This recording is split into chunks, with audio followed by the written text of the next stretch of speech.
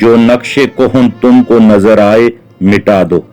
सुल्तानी जमहूर का मतलब है कि अब जो सुल्तान आएगा या जो बादशाह होगा वो जमहूर का होगा, अवाम का होगा, यानी कि जमहूरियत की तरफ इशारा है या लोगों की हुकूमत की तरफ इशारा है।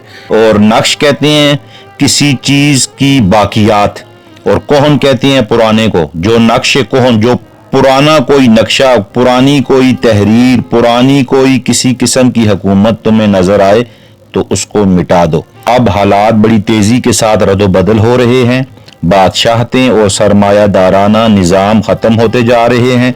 इनके बदले अब अवाम के इक़्तिदार का दौर नज़दीक आता जा रहा है। जाहिर है कि अब उन्हीं के हाथों में कुल अख्तियारात होंगे, अवाम की तरफ इशारा है।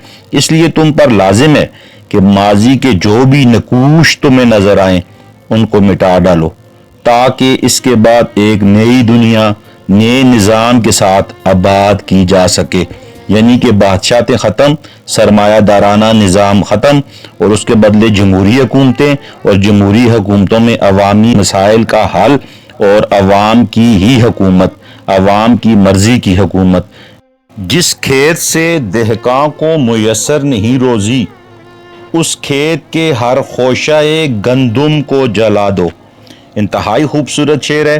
खोशाए गंदुम कहते हैं गंदुम के दानों का गुच्छा जिसके साथ गंदुम लगी हुई होती है। तो इसमें फरिश्तों से अल्लाह तबारक व तआला ये फरमा रहे हैं, ए फरिश्तों, इस काम को भी अपने पेश नज़र रखना कि किसानों को जिस खेत से मेहनत और मुशक्क़त के बावजूद रोज़ी नहीं मिलती, मुआवजा मुयस्सर नहीं, उस तमाम पैदावार को ख़त्म कर दो।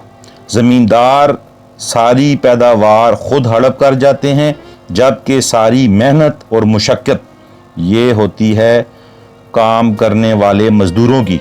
लिहाजा ऐसी तमाम ज़मीनों की जितनी गंदुम है उसको ख़त्म कर दो, जो मेहनत करने वालों के पेटों को भरने से कासिर है और तान ढांपने के लिए वहाँ से मुआवजा भी नहीं मिलता।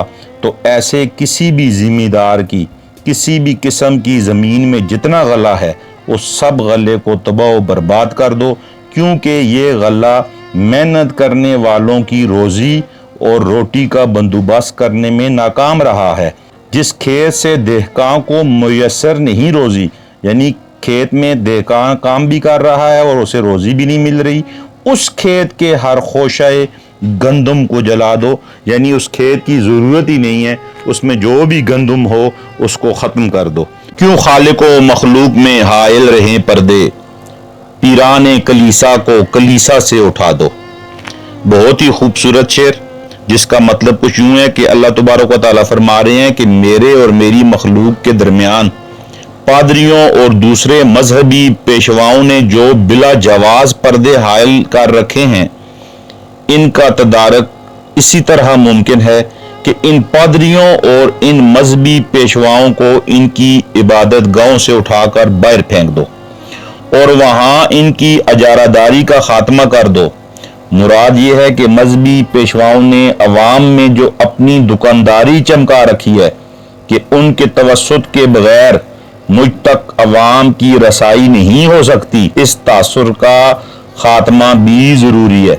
यानी मेरी मखलूक जब चाहे, जहाँ चाहे, जैसे चाहे मुझसे मिल सकती है। मैं तो सबका खालिक व मालिक हूँ। मस्जिद जो कि मुसलमानों की इबादत गाह है, इसी तरह कनीसा जो यहूदियों की इबादत गाह है, गिरजा या कलीसा ईसाइयों की इबादत गाह है, गुरुद्वारा सिखों की इबादत गाह है, खुद मत की अपनी इबादत गाहें हैं, आतिश परस्त आतिश कदा में अपनी इबादत करते हैं और हिंदुओं की इबादत गाह मंदिर है।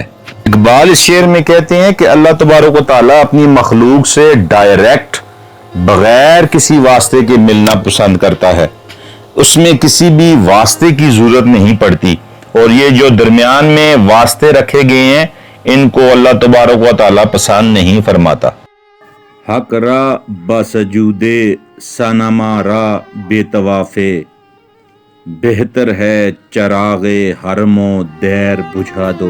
हक रा बसजूदे सनमा रा बेतवाफे, وہ لوگ جو خدا کو ایک سجدے اور بتوں کو ایک طواف سے یا چومنے سے راضی کرتے پھرتے ہیں۔ حرم کہتی ہیں مسجد کو اور دیر کہتی ہے مندر کو۔ میں دیکھ رہا ہوں کہ مسجدوں اور بت خانوں کی صورتحال یہ ہو گئی ہے کہ دکھاوے کے لیے مسجد میں گئے اور نمائشی سجدے کر لیے۔ یہی حال ان لوگوں کا ہے جو بت پرست ہیں کہ کبھی کبھار بتوں کی پرستش کر لی اور بس۔ یہ سب لوگ ہی مذہب اور عقیدے کو ایک کھیل سے زیادہ اور کچھ نہیں سمجھتے۔ چنانچہ اس صورتحال سے یہ کہیں زیادہ بہتر ہے کہ مساجد اور بت قدوں کو ختم کر کے رکھ دوں کہ ان اداروں میں بے راہ روی کے باعث لوگ اپنے مذہب اور اپنے عقیدے سے بیزار ہوتے چلے جا رہے ہیں۔ یعنی ان لوگوں کا کردار، ان لوگوں کی گفتگو، ان لوگوں کا عمل ایسا ہے کہ ان کو دیکھ کر عام لوگ جن کے پاس علم کی کمی ہے وہ اپنے عقیدے، اپنے مذہب، اپنے نظریے سے دور ہوتے چلے جا رہے ہیں۔ میں نہ خوش و بیزار ہوں مرمر کی سلوں سے، میرے لیے مٹی کا حرم اور بنا دو۔ اے فرشتوں یاد رکھو کہ عبادت گاہوں میں جو قیمتی پتھر آویزاں کیے گئے ہیں اور قیمتی اشیاء سے ان کی تزئین و آرائش کی گئی ہے، میں ان سے شدید طور پر بیزار اور ناخوش ہوں۔ ان سے بہتر تو یہ ہے کہ میری عبادت کے لیے سادہ سا مٹی کا حرم تعمیر کر دو۔ مراد یہ ہے کہ عبادت گاہوں کی آرائش و تزئین بے معنی شے ہے۔ اصل مسئلہ یہ ہے کہ لوگوں میں عشق حقیقی کی لگن پیدا کی جائے۔ تصنع یعنی کہ بناوٹ اور ظاہر داری یعنی کہ دکھلاوا تو خلوص و وفا کی ازلی یعنی کہ شروع سے دشمن ہے۔ کہنے کا مقصد یہ ہے کہ مساجد عبادت گاہیں ہیں، ان کی آرائش و تزئین اتنی زیادہ نہ کی جائے کہ اصل مقصد ہی بھول جائے۔ میرا پیغام ملکی سطح پر اسلام کا نفاذ ہے، نہ کہ ظاہری عبادات۔ تہذیب نوی کارگہ شیشہ گراں ہے، آداب جنوں شاعر مشرق کو سکھا دو۔ تہذیب نوی، نئی تہذیب۔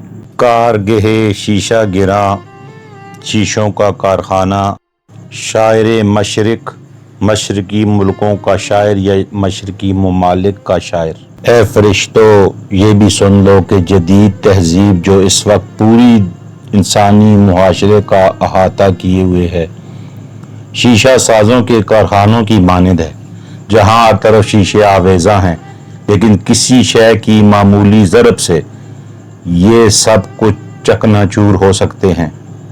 ایسی ناپائیدار تہذیب کو ختم کرنا ضروری ہے کہ جس میں عدم مساوات اور اقتصادی نامواریاں عام ہوں۔